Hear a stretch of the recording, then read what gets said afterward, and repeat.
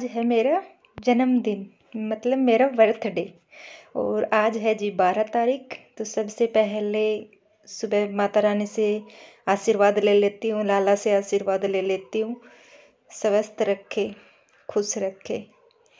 और उसके बाद मैं करती हूँ अपना आगे का काम। माँ बाप का आशीर्वाद तो खैर साथ रहता है, बट अब साथ नहीं है इस टाइम। भगवान जी का ही आशीर्वाद ले लेती हूँ। यही है आज के टाइम में तो, माँ और बाप। उसके बाद में चलिए जी, अपने जन्मदिन पे कुछ सोचा, कुछ अच्छा सा करूँ, इस दिन को कुछ थोड़ा यादगार बनाऊँ। तो इसीलिए मैं गौशाला चली गई थी। यहाँ मेरे घर से गौशाला का घर मतलब दूर है, आधा पौना घंटे का रास्ता है, सुल्तानपुर। वहाँ पे जो देखो ये छोटे छोटे बच्चे हैं, प्यारे प्यारे बच्चे हैं, इनके लिए कुछ मैं सामान लेके गई थी स्पेशली, क्योंकि मैं पिछली बार गई थी ना, अक्सर मैं यहीं जाती हूँ। मैं पिछली बार गई थी तो मैंने बच्चों को देखा था, वहाँ बच्चे खेल रहे थे, तो मैंने सोचा चलो अपने जन्मदिन के ऊपर बच्चों के लिए भी कुछ लेके जाऊँ और गौ माता की भी थोड़ी सेवा कराऊँ, जितना हो सकेगा उतना। मैं ये नहीं कह रही मैं बहुत ज़्यादा सेवा करती हूँ, बट हाँ, जो भी मेरे से कुछ होता है मैं वो करती हूँ। तो अब मैं इन बच्चों के लिए कुछ लेके आई थी, वही मैं इन बच्चों को दे रही हूँ।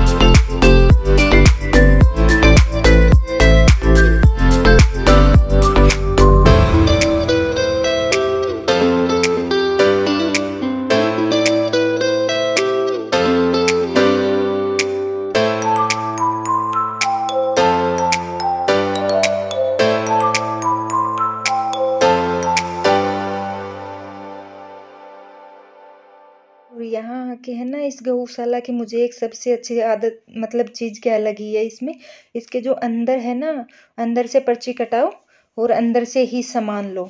ये नहीं है स्पेशली हमें घर से कुछ लेके जाना पड़ता है। देखो कई बार है ना, दूर जैसे दूर पड़ जाता है तो हम घर से वो चीज़ नहीं लेके जा सकते। तो जो चारा देना चाहो आप, तो चारे की भी आप जो जितनी चाहो आप पर्ची कटाओ, और काउंटर पर पर्ची कटा के फिर आप, कैंटीन है इनकी, अलग अलग कैबिन बने हुए हैं पर्ची कटवाने के भी, और कैंटीन बनी हुई है, वहाँ इस पर्ची को जमा करवाओ और वहाँ से अगर आपको चारा लेना है तो चारे की वो अपने आप लोड करवा देते हैं गाड़ी, आप डाल दो गायों को। अगर आपको गुड़ चाहिए, गुड़ लेना है, तो वो गुड़ की अगर आप ये बोल दोगे आप वहाँ छोड़ दो तो वो छोड़ भी देते हैं। और खुद लेके आना चाहो आप वहाँ से तो आप खुद भी ले सकते हो। और क्योंकि ये गौशाला है ना, बहुत बड़ी गौशाला है, छोटी नहीं है, इसमें कोई हजारों गाय हैं। और हम इस टाइम गए थे ना, उस टाइम तो सफाई भी हो रही थी, क्योंकि हम दिन के टाइम गए थे। इस टाइम जो बड़ी गाय थी ना, वो तो बाहर बैठी हुई थी, उनको बाहर निकाल रखा था। जैसे इन्होंने क्या कर रखा है ना, अंदर भी बना रखे हैं गायों के लिए। अब सर्दी थी और इस टाइम है ना धूप, मतलब अभी तो देखो बाहर भी रह सकती हैं गाय, तो इनने है ना बाहर भी बना रखी है बाउंड्री, उसमें थी गाय को, उनमें रोक के, और वहाँ से साफ सफाई हो रही थी। तो बड़ी गायों के है ना हमें डर लग रहा था, क्योंकि देने की वो जगह नहीं थी इतनी। तो इस वाले कैबिन, मतलब जो ये वाला बनाया हुआ है कैबिन से टाइप का, बड़ा सा बना हुआ है, ये भी छप्पर टाइप का, इसमें खाली छोटी गाय थी, जो मीडियम वाली गाय होती है, और ये मतलब बच्चे बच्चियाँ जो भी बेबी होते हैं वही वाले थे, बड़ी नहीं है ज़्यादा।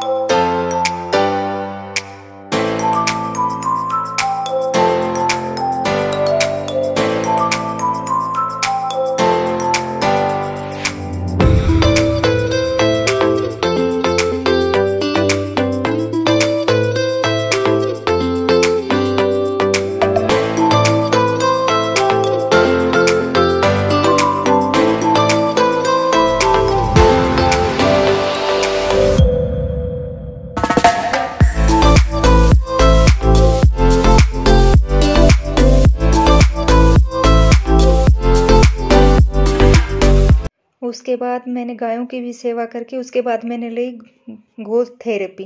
जो गो थेरेपी लेते हैं ना, जो जिनके मतलब टेंशन होती है, थोड़ी मतलब नेगेटिव वाइब्रेशन होती है, वो भी इससे दूर होती है।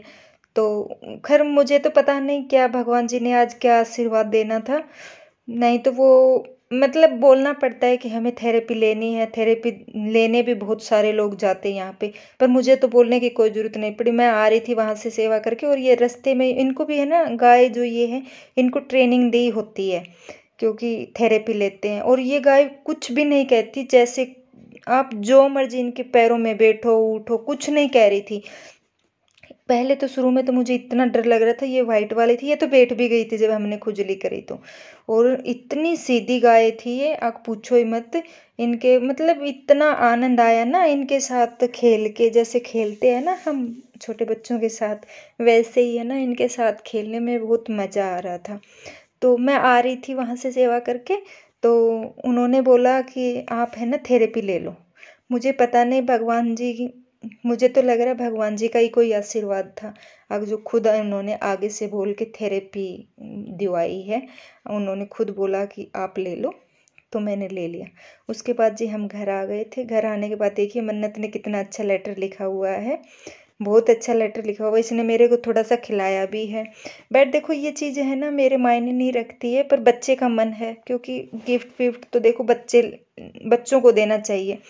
बट मन्नत ने पहली बार मेरे लिए इतना अच्छा गिफ्ट बनाया, मुझे बहुत अच्छा लग रहा है। ये मेरे लिए सरप्राइज़ था, इसने छुपा रखा है, मेरे से छुप के ही इसने बनाया। इसके साथ में एक फ्लावर था, थोड़ा सा मेरे को खिलाया। मैं समझ नहीं पाई कब मेरी बेटियाँ इतनी बड़ी हो गई, देखो मेरे को खिला रही है।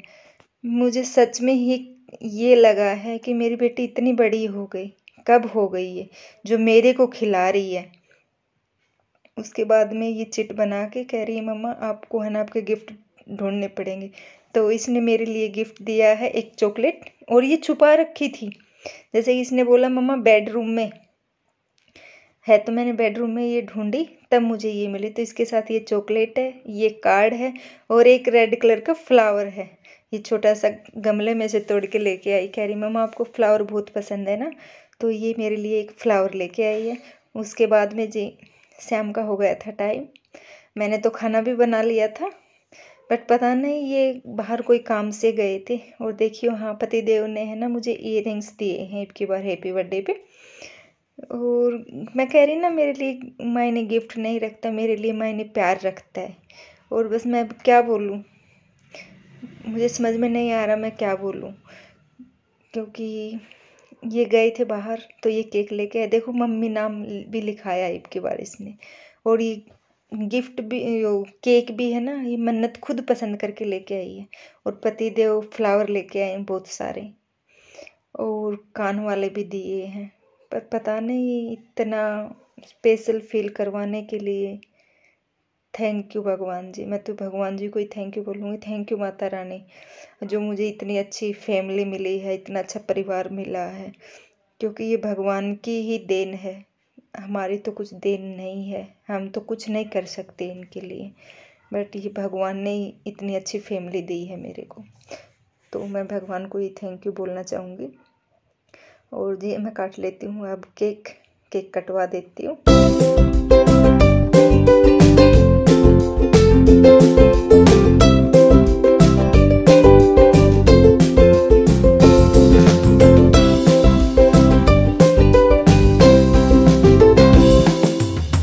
तो जी इस तरीके से मैंने अपना पूरा दिन खूब इंजॉय करा, खूब अच्छा लगा, बर्थडे खूब अच्छे से मनाया।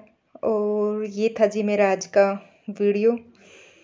फिर मिलते हैं एक और नई वीडियो के साथ, तब तक के लिए okay friend, thank you and bye bye.